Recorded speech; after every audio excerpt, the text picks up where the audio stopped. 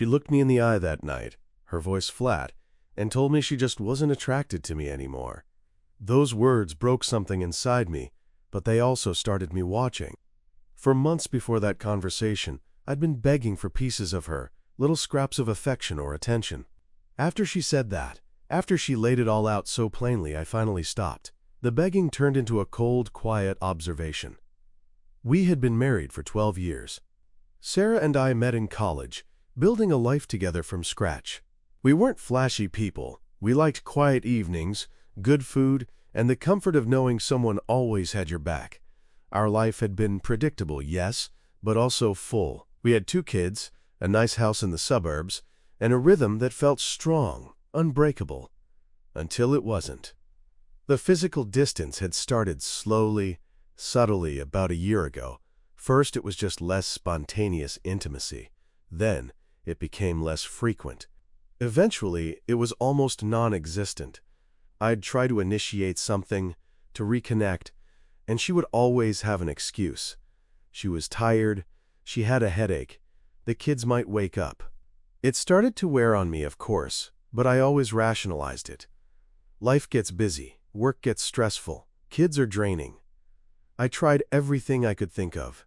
I hit the gym harder, bought new clothes, got a new haircut. I cooked her favorite meals. I planned date nights, even if they often ended with her picking at her food and staring into space. I bought her thoughtful gifts. I told her I loved her more.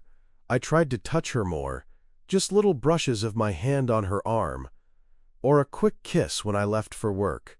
Most of it was met with a distracted nod, or a quick, almost automatic peck on my cheek.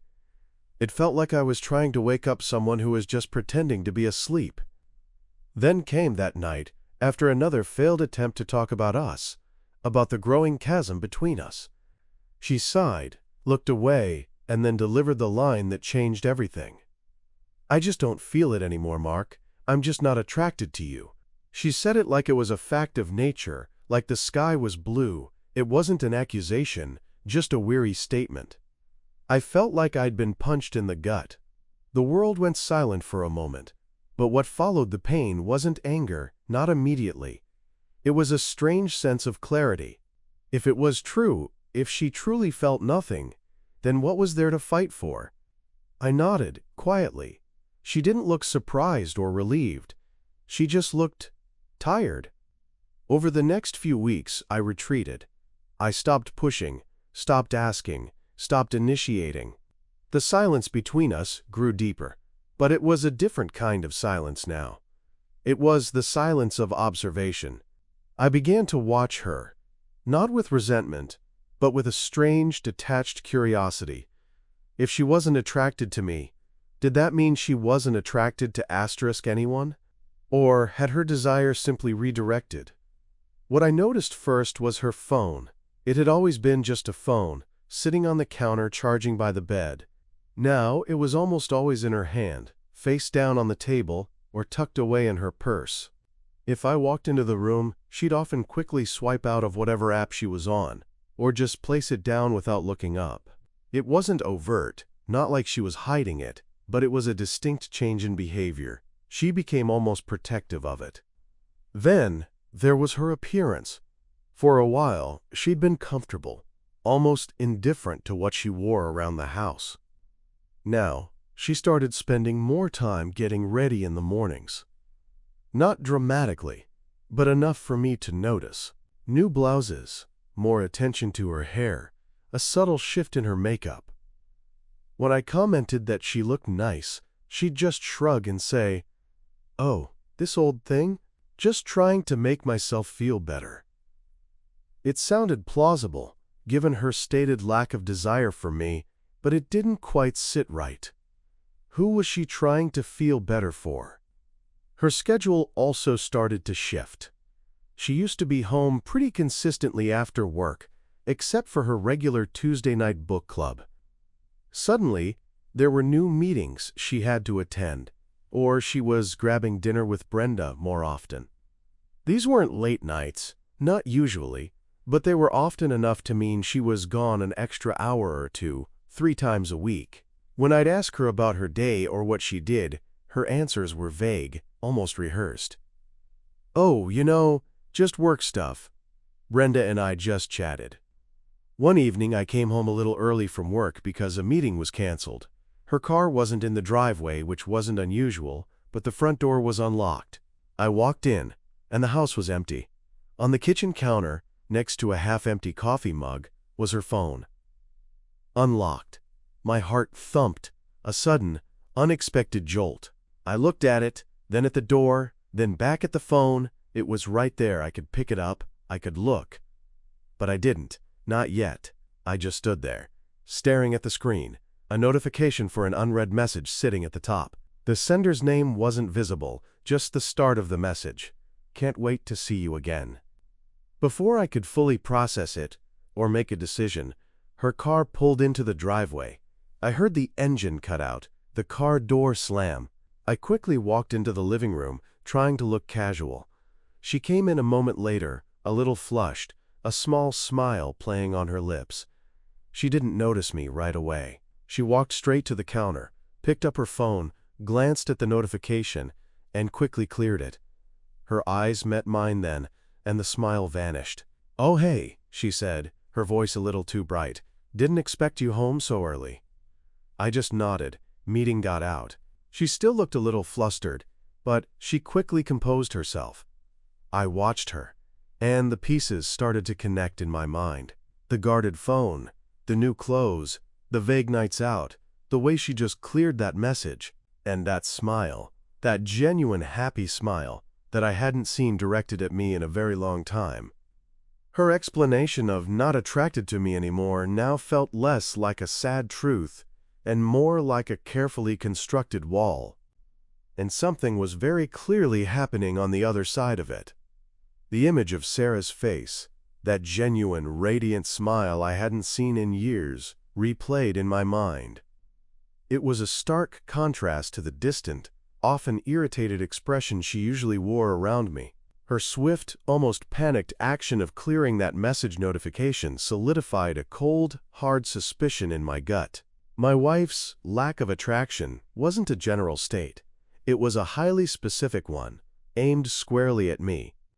The realization was less a shock and more a quiet, devastating confirmation of what my subconscious had been whispering for weeks. I tried to act normal, to not let on that I'd seen anything. It was hard.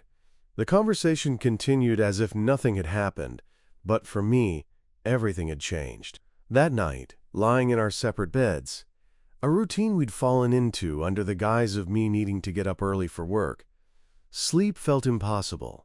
I kept running through the past few months. Her sudden need for new clothes, not just a few functional pieces, but outfits that looked like she was dressing for an occasion. Her hair, styled more often. The faint, unfamiliar scent of a new perfume. These things had once felt like she was trying to rekindle something for Narcissus. Now, they screamed of efforts made for someone else. Her phone became a constant, silent presence. It was always with her, always face down, always within arm's reach. If she left the room, even for a moment, it went with her. Sometimes I'd hear a soft chime, and she'd immediately turn away, her fingers flying across the screen. If I happened to walk into a room while she was on it, the screen would dim, or she'd quickly swipe to a different app.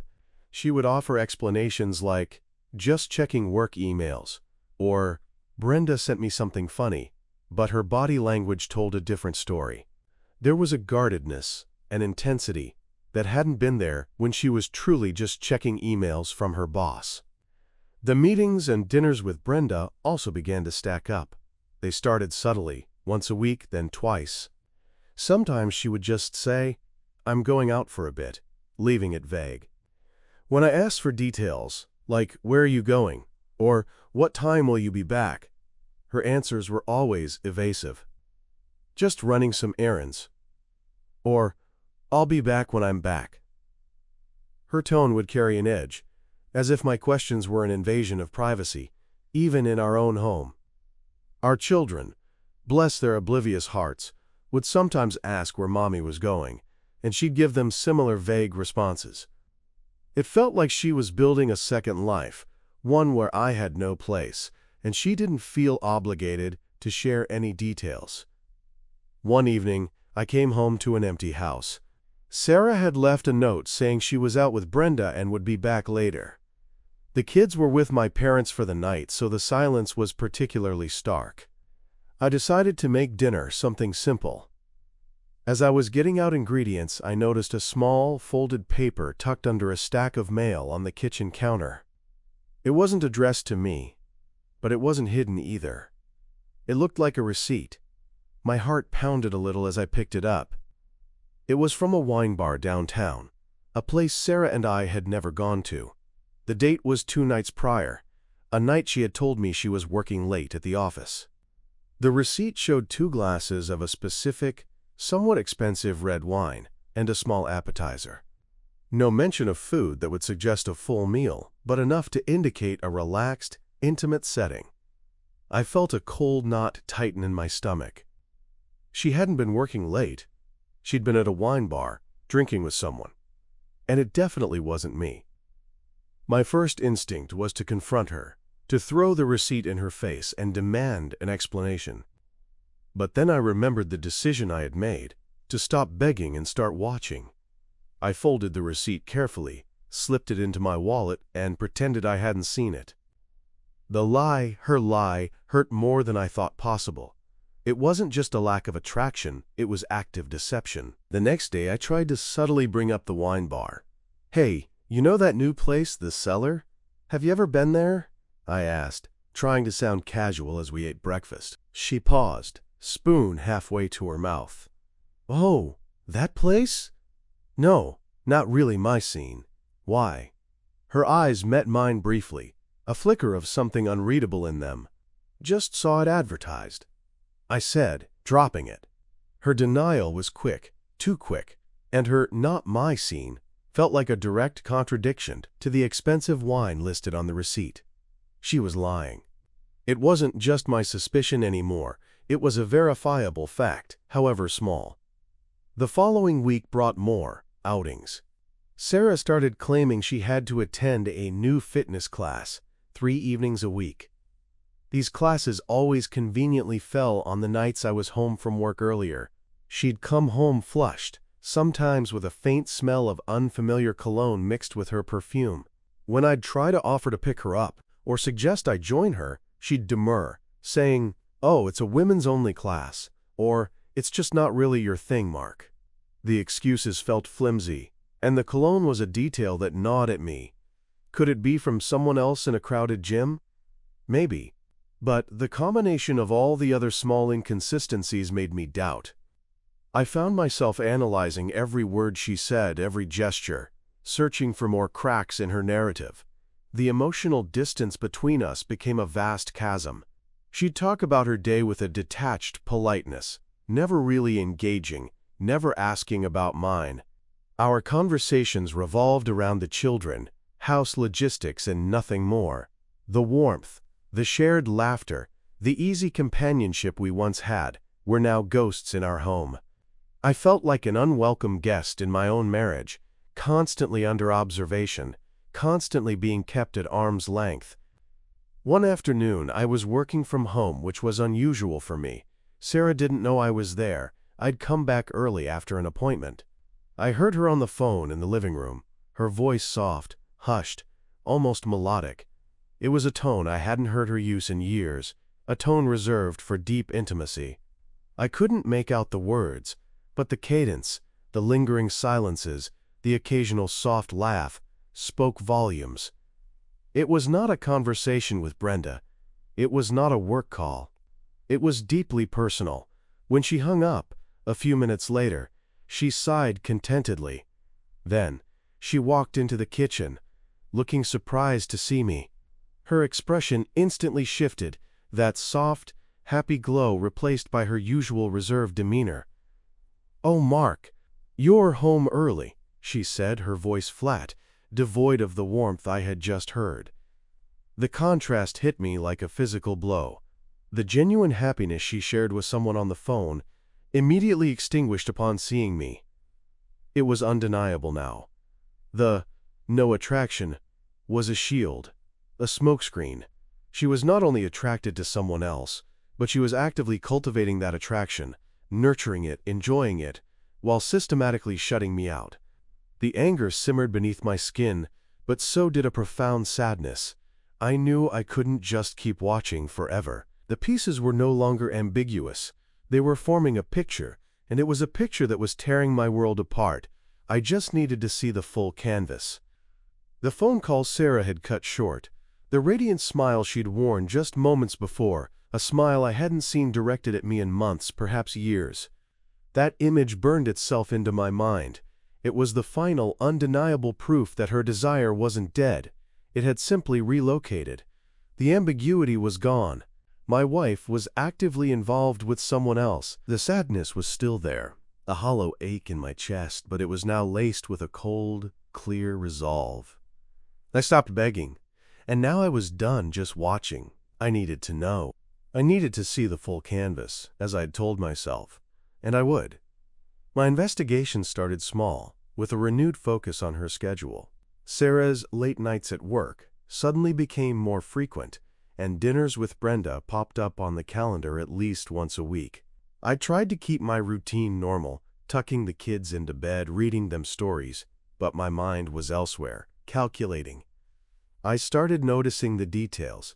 On a night she claimed to be working late, she'd leave around 5:30 p.m. as usual, but instead of returning by 7 p.m., it would often be closer to 9 or even 10 p.m. She'd come home, slip quietly into the house, and head straight to her separate bedroom. There were no work bags, no tired sighs, no complaints about a tough day. Instead, she often looked refreshed, energized almost. Her hair would be perfectly in place, sometimes smelling faintly of something sweet, not the stale office air. One Tuesday she announced another, dinner with Brenda. I noted the time she left, around 6:30 p.m. I waited until the kids were asleep, then I drove. I didn't follow her directly. Instead, I drove past the cellar, the wine bar, where I'd found the receipt for 2 glasses of wine. It was a long shot, but I had to check. I drove by slowly, once, then circled the block. Her car wasn't there. My heart sank, a brief flicker of self-doubt. Maybe I was wrong. Maybe she really was just with Brenda. I drove home, feeling foolish, but then I remembered the receipt, the specific date. It wasn't tonight. Tonight was a dinner with Brenda. I parked the car a few blocks away, killed the engine, and just sat there. I didn't know why. Maybe I was hoping for something, anything. An hour passed. Then, another. Around 9:45 p.m., a car pulled up to our driveway. It was Sarah's. I watched from the shadows as she got out. Her movements were fluid, almost buoyant. She was humming softly. As she walked up the path, she pulled out her phone, and I saw her thumb tapping quickly. She paused at the door, still looking at the screen, a small, private smile playing on her lips before she slipped inside. I drove home, the image of that private smile burning into me again. It wasn't the smile of someone tired after a long dinner with a friend. It was the smile of someone reliving a moment or anticipating the next. It was an intimate smile, one I once knew. The next morning, I made a point of asking about her evening. "How was dinner with Brenda?" I asked, trying to sound casual, as I poured coffee. "It was fine," she said, not looking up from her tablet. "Same old stuff. You know Brenda." "Yeah," I replied, watching her. "Did you guys go to the cellar again? I know you like their Pinot Noir." I held my breath. She looked up then, a flicker of something in her eyes, annoyance, maybe, or surprise, before she composed herself. "No, Mark, I told you, I haven't been to the cellar. We went to that new Italian place, Bella Luna." My stomach clenched. Bella Luna was across town. The cellar was barely 15 minutes from our house, and she'd distinctly denied ever being at the cellar before, yet the receipt was undeniably real. The lie was so smooth, so practiced. It wasn't just evasion, it was active deception. The cologne smell. I noticed it more often now, particularly after her fitness classes. It wasn't a feminine perfume. It was distinct, masculine, a fresh, woody scent that clung subtly to her clothes. One evening after she'd showered and changed, her discarded gym clothes were draped over a chair. I picked up her sports bra, ostensibly to put it in the laundry basket. The scent was there, unmistakable. Not overwhelmingly strong, but definitely present. It wasn't mine. It definitely wasn't mine. My own cologne was a musky, heavier scent. This was lighter, younger. I started taking notice of her car. Her SUV, usually kept meticulously clean, now occasionally had a stray item. One day a small, unfamiliar coffee cup, the kind from a local independent coffee shop, not her usual chain, sat in the cup holder. Another time I noticed the passenger seat was adjusted differently, a little further back than I usually left it when I occasionally drove the car. Small things, easily dismissed. But together, they began to paint a picture. The most damning evidence, however, came from her phone, despite her continued vigilance. She was almost always on it, but she still made mistakes. One Saturday morning she stepped into the shower, leaving her phone on the kitchen counter. I was making breakfast for the kids, my back to it. I heard the distinct ping of a message notification. I glanced over. The screen lit up. A contact name was visible. Alex. And underneath it, a partial message. Morning, beautiful. Can't stop thinking about last night. My blood ran cold. Morning, beautiful. Not honey, not sweetheart. Beautiful. It was intimate, affectionate, and clearly not meant for me. I didn't touch the phone. I didn't even move towards it. I just stared, letting the words sink in, burning them into my memory. The screen dimmed. Sarah came out of the shower a few minutes later, humming a tune. She picked up her phone, quickly swiping away the notification, her back to me. She didn't see me standing there, rigid, the spatula still in my hand. But I had seen enough. Alex. A name, a partial message. It wasn't the full canvas, but it was a central, vivid brushstroke. The next week, her schedule became even more erratic. She was running errands at odd hours, meeting a client on a Saturday afternoon, things she never used to do. I tried to suppress the anger, to stay calm, to think rationally. But the pain was a constant, sharp companion. I decided to confirm the Brenda alibi directly. I knew Brenda well enough, or at least I used to. I called her one afternoon, ostensibly to ask about a school event for the kids, knowing Brenda's kids were in the same grade. After we covered the school stuff, I casually asked, "Hey, how was that Italian place you and Sarah went to the other night, Bella Luna?" Sarah said it was new. There was a beat of silence on the other end. Bella Luna? Oh, Mark, I haven't been to Bella Luna in ages, Brenda said, her voice sounding genuinely surprised. Sarah and I haven't actually had dinner together in a few weeks. We were supposed to, but something came up for her, I think. My hand tightened around the phone.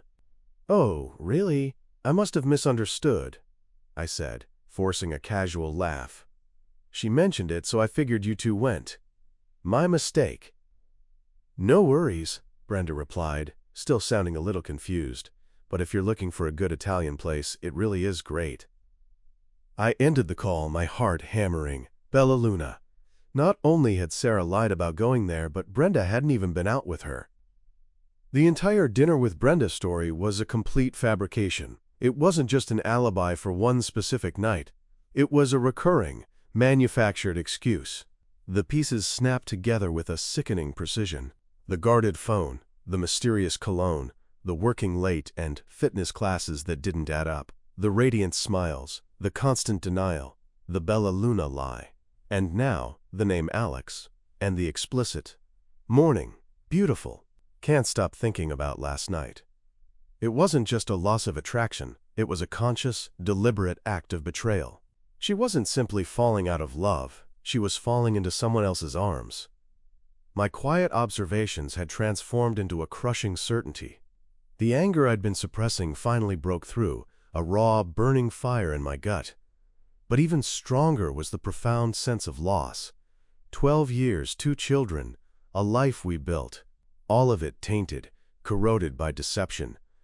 I stood in the kitchen, the silence of the empty house pressing down on me. Sarah was out again, at another fitness class. The kids were at a friend's house. I had the next few hours to myself. The full canvas was almost complete. I knew what I needed to do, but I wasn't ready yet. I walked over to the calendar hanging in the kitchen. Tomorrow was Friday. Another late night at work for Sarah. My eyes lingered on the entry, then shifted to the date. It was October 24th. And then, a small, barely visible detail caught my eye. Faintly written in the margin next to the 24th, in a hurried, almost secret script, was a single initial, A. My blood ran cold for the second time that week. A. For Alex. It was subtle, easily missed, a small note to herself. But I saw it. It was her own little reminder, a secret kept in plain sight. Tomorrow. This was the night. I didn't need to wonder anymore. I just needed to prepare. The confrontation was coming. October 24th dawned like any other Tuesday, but for me, it felt like the eve of an execution. I went through the motions of work, tried to engage with the kids, but every moment was overshadowed by the knowledge of what was coming. I knew Sarah had planned something for tonight. The A on the calendar, her increased energy, the subtle signs I'd learned to read. It all pointed to this being a significant night for her, and for me. I made dinner, put the kids to bed, and waited. The house grew quiet, the kind of quiet that amplifies every creak, every tick of the clock. Sarah's car wasn't in the driveway. It wasn't until almost 10 p.m. that I heard the familiar crunch of tires on gravel. I didn't move from the living room couch, just sat there in the dim light, waiting for the door to open. She came in, quiet as always, trying not to disturb the sleeping house. She looked glowing. Her hair was down, styled. She wore a dress I hadn't seen before, and the scent of that unfamiliar perfume, mixed with a faint hint of masculine cologne, wafted into the room with her. She closed the door gently, then turned, finally noticing me sitting there in the near darkness. Her face, usually so composed and distant around me, shifted from a soft, almost dreamy expression to one of startled surprise, then, quickly, to a guarded neutrality. "Mark, what are you doing up?" she asked, her voice a little higher than usual, a forced casualness. She adjusted her purse on her shoulder, avoiding my gaze. I didn't answer right away. I just looked at her, really looked at her, and saw the person I married, but also a stranger. The one who had told me she wasn't attracted to me, yet clearly was radiating attraction from somewhere else. "Waiting," I finally said, my voice flat, devoid of emotion, though my insides churned. She stiffened. "Waiting for what? Is everything okay with the kids?" "The kids are fine," I assured her. "I was waiting for you. I thought we should talk." She hesitated, then sighed, a sound that always meant trouble. "Mark, can we do this tomorrow? It's late. I'm tired." The lie hung in the air, thick and heavy. She wasn't tired. She was energized, refreshed. "No, Sarah, we need to talk now," I said, my voice gaining a low, firm edge I hadn't used in years. "Tonight." She walked into the living room, but kept her distance, standing by the entrance, her arms crossed, a clear barrier. "About what?" she challenged, her tone defensive already. I took a deep breath. This was it, no backing down. "About why you lied to me. About why you told me you weren't attracted to me, when the truth was, you just weren't attracted to me anymore." I emphasized the last two words, letting them hang in the air. Her eyes narrowed. "What are you talking about?" "I'm talking about the new clothes, the new perfume, the suddenly styled hair," I listed, keeping my voice steady. "I'm talking about the late nights, the dinners with Brenda, that Brenda knows nothing about. I'm talking about the scent of cologne on your dress tonight, and the one I've been smelling for weeks after your fitness classes." She paled. Her composure began to crack. "You've been checking my clothes," she accused, trying to turn it around on me. "I've been paying attention," I corrected her. "Something you haven't done for me in a long time." I also paid attention to the receipt from the cellar for 2 glasses of wine and an appetizer on a night you were working late. You denied ever being there, remember? She swallowed hard, her eyes darting around the room, avoiding mine completely. That was just a work thing. A client. A client you had 2 glasses of wine and an appetizer with, alone? A client you went to the cellar with, even though you lied and said you hadn't. I paused, letting the silence press on her. And the adjusted passenger seat in your car, Sarah? The unfamiliar coffee cup I found on Tuesday morning? Her chest rose and fell rapidly. She opened her mouth, then closed it again. The denials were drying up. And Alex, I continued, pressing harder, watching her flinch at the name. Who's Alex, Sarah? Her head snapped up, eyes wide with a mixture of fear and rage. How do you know about Alex? It wasn't a question, it was an admission. Your phone was unlocked, Sarah. A message popped up. Morning, beautiful. Can't stop thinking about last night. That was Alex, wasn't it? The one who makes you smile, that genuine, radiant smile I haven't seen directed at me in years? The one you marked on our kitchen calendar for tonight? I stood up then, slowly, deliberately. Next to October 24th? That was for Alex, wasn't it? This night. She collapsed onto the nearby armchair, covering her face with her hands. Her shoulders began to shake, but there were no tears, not yet. Just the tremor of a caught person. Mark, Her voice was muffled, broken. Don't, I cut her off. Don't tell me you're sorry. Don't tell me it was a mistake. Just tell me the truth, Sarah. All of it. From the beginning. I'm not attracted to you anymore, just a convenient lie, so you could go and find that attraction somewhere else. She dropped her hands, her face a mess of shame and defiance. It wasn't a lie, she whispered, but her eyes wouldn't meet mine. Not entirely. I wasn't happy. I felt like we were roommates. You weren't paying attention to me. I needed something more. So you decided to find it with someone else, behind my back, while living in my house, raising our kids? I asked, my voice rising, the calm finally breaking. The anger was a cold fire in my gut. You built a wall around yourself, told me you had no desire, then used that as an excuse to go searching for it with another man? Is that it? She finally looked at me, and in her eyes, I saw not regret for her actions, but for getting caught. I didn't mean for it to happen, Mark, she pleaded, but the words felt hollow. It just did. He listened to me. He made me feel seen. Seen? I scoffed. And I didn't? For 12 years I wasn't seeing you? Or was it just that I wasn't seeing the asterisk new you, the one who was seeking validation outside our marriage? My mind flashed back to all the times I tried to connect, to talk, to initiate closeness, and was met with distance, excuses, and that final crushing statement. All the pain I'd felt, all the self-doubt, all the begging for her affection, it had been a charade. It started slow, she admitted, her voice barely audible. A war contact. Alex. He was just friendly, and then it became more. Dinners, like you said. Then other things. Other things, I repeated, the words tasting like ash. So it's not just emotional then, is it? She shook her head slowly, tears finally welling up and spilling down her cheeks. No, she whispered. It's physical too. It has been for a few months. A few months. All the little pieces fell into place then. The new energy, the guarded phone, the sudden absences. It wasn't a general loss of desire. It was a transfer. A replacement. She just didn't want sticks off. My head swam with the implications, the profound betrayal.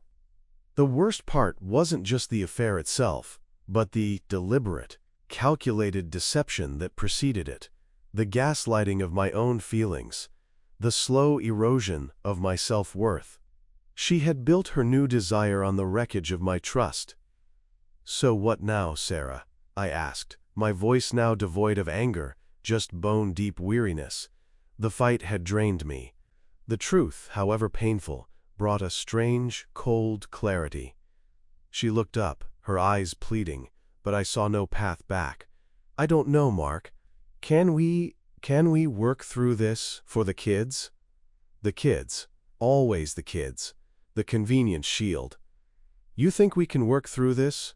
I asked, a bitter laugh escaping me. You lied to me for months, made me believe I was some undesirable husk, all while you were with another man. You actively deceived me, orchestrated a double life, and now you want to work through it? There's nothing left to work with, Sarah. You broke it all. I can end it with Alex, she said, desperation creeping into her tone. I can try to fix things here. You can end it with Alex, I agreed. But you can't undo the lies. You can't unring that bell. And I can't look at you anymore without seeing all of this, without hearing those words. I'm just not attracted to you anymore, knowing what they really meant. The conversation continued late into the night, but it wasn't a negotiation. It was an unwinding, a dismantling. I told her I couldn't stay here, not with her. Not after this. The trust was gone, annihilated. The foundation of our marriage had crumbled under the weight of her deceit. She cried, she begged, she blamed me for our distance, but none of it mattered anymore. The quiet observer in me, the one who had finally stopped begging and started watching, had seen enough. The next morning, the house felt different. The kids sensed it too, their usual morning chatter muted. I told Sarah I would be staying at my brother's place for a while. She didn't argue. She just nodded, her eyes red-rimmed. I packed a small bag, mostly essentials.